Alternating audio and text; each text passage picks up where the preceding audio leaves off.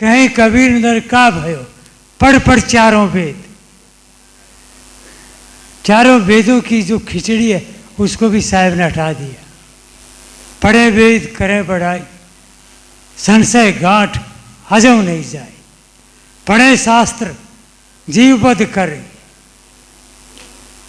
चलो हम लोग ज़्यादा शास्त्र नहीं पढ़े, कोई घाटा नहीं। श्लोक याद हो न हो, ज़्यादा लभ्याम करने में रखा भी क्या है।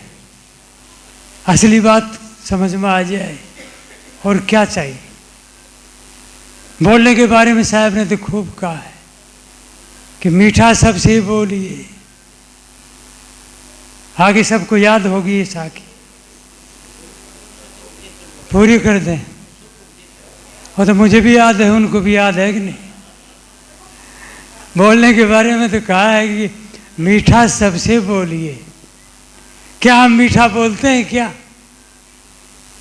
मीठा बोलने में भी सत्संग है, घर में शांति है, दिल में धीरज आएगा। अभी साहब कह रहे थे ना, दया क्षमा संतोष। आदमी भीतर 24 घंटे परेशान रहता है, उसे कोई परेशान करे या न करे, वो खुद ही परेशान रहता है। अब जीवन हमारा ठीक कोई दूसरा कैसे कर सकता है? साहब कहते हैं पूरी साखी करो। साहब में बोलने के बारे में तो कमाल किया है। मीठा सबसे बोलिए, सुख उपजे चहु और। वशीकरण यह मंत्र है, तजिए वचन कठोर। ऐसी वाणी बोलिए, मन का आपा खोए, और उनको शीतल करे, आप ही शीतल होए। शब्द समारे बोलिए, कुछ तो याद रह ही जाएगा। शब्द समारे बोलिए, शब्द के हाथ में पाँव। एक शब्द औषध करे, एक शब्द करे घाव। बोलने में बड़ा राज छिपा है। साहब कहते हैं कि बीजक हम रोज पाठ करते हैं, मधुर वचन है औषधि। औषधि, मेरा गला कम ज़्यादा काम करता है, इसी में काम चला लेना। मधुर वचन है औषधि, सुख उपजे चहु और। हो गया ये। मधुर वचन है औषधि, कटुक वचन है तीर। श्रवण द्वार होई संचरे, साले सकल शरीर। आगे ये भी तो दिया ना कि शब्द, चलो काफी तो हो ही गया और क्या।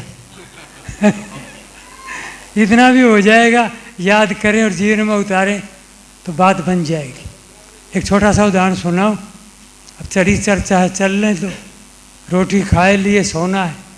अभी सदगुरु श्री अपने साहब बैठे सामने, साहब जी के वचन सुनेंगे। मैं तो बीच में माइक हाथ में आ जाता है। तो कहते हैं कि ये किसान था। पहले ज़्यादा मशीन का युग तो था नहीं। आज तो ये ट्रैक्टर छोटे बड़े हॉर्स पावर कई तरह के। पहले बैलों का ज़माना था। एक किसान अपना हल जोत रहा था।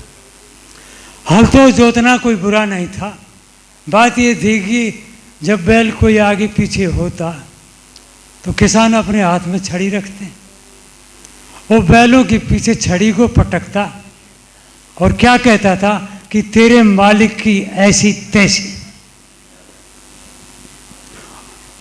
जब जब बैल आगे पीछे होते, चलने में कुछ कमजोरी दिखाते, और वो पटकता और मारता और बोलता कि तेरे मालिक की ऐसी तैसी। एक महात्मा उधर से जा रहे थे।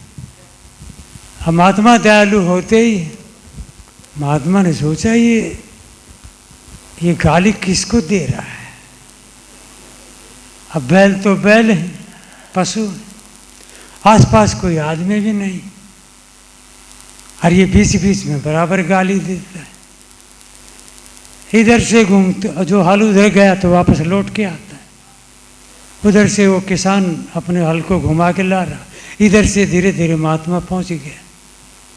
जब दोनों का आमना सामना साथ हुआ तो महात्मा ने कहा, भैया किसान सुनो। कहा, बोलो महाराज। कहा, एक बात बताओ। कहा, पूछो। ये खेत किसका है? कहा, मेरा है। ये बैल किसके हैं? कहा, मेरे। कहा, ये तो तू गाली दे रहा है तेरे मालिक की ऐसी तैसी, ये गाली किस पर पड़ी? अब वो बेचारा घूम करके पसीने भी आए हुए थे। किसान ने कहा, जो साला इसका अर्थ लगाना जानता हो उस पर पड़ी।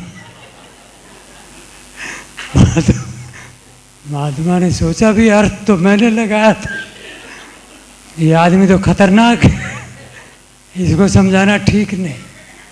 जो न समझे कहने से उसे समझाने की जरूरत ही नहीं। ये बाजी अपने हाथ अकेले की है, और मौत कब छीन ले शरीर को क्या पता रहता है। एक मरघट पर बाहर लिखा हुआ था,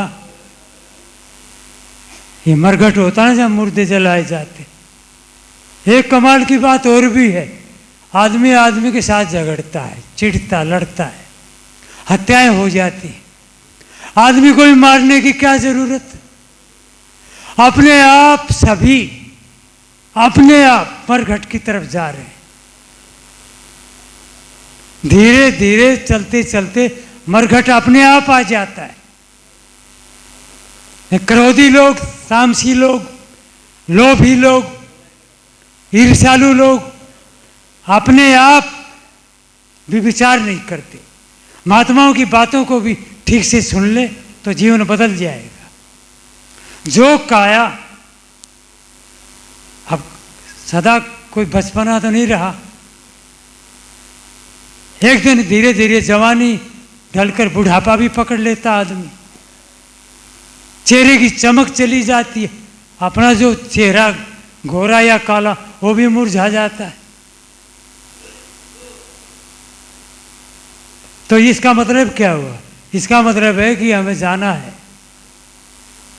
और भी चले गए तो मरघट पर कहीं बाहर लिखा हुआ था, वहां लिखा था कि अरे मंजिल तो तेरी यही थी, पूरी उम्र निकाल दी आते आते। मंजिल तो तेरी यही थी, पूरी उम्र निकाल दी आते आते। क्या मिला तुझे इस जिंदगी से? अपनों ने ही जला दिया तुझे जाते जाते।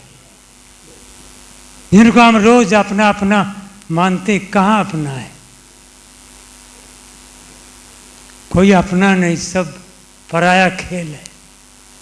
और यदि ज्ञान की दृष्टि देखा जाए तो सब अपने, कोई पराया नहीं। और ऊंचा ज्ञान उठाएं, कोई अपना नहीं, सब सपना है। तो इसलिए पारक सिद्धांत पाने के बाद तो फिर सुख से जीना ही होता है। सुख से जीना आ जाए तो फिर ठीक, सब ठीक। और दूसरा नहीं है, ये अपना काम अपने करना होगा। तो आप पूज्य श्री साहब जी से निवेदन है कि आप सदगुरु श्री पूर्ण साहब के विषय में और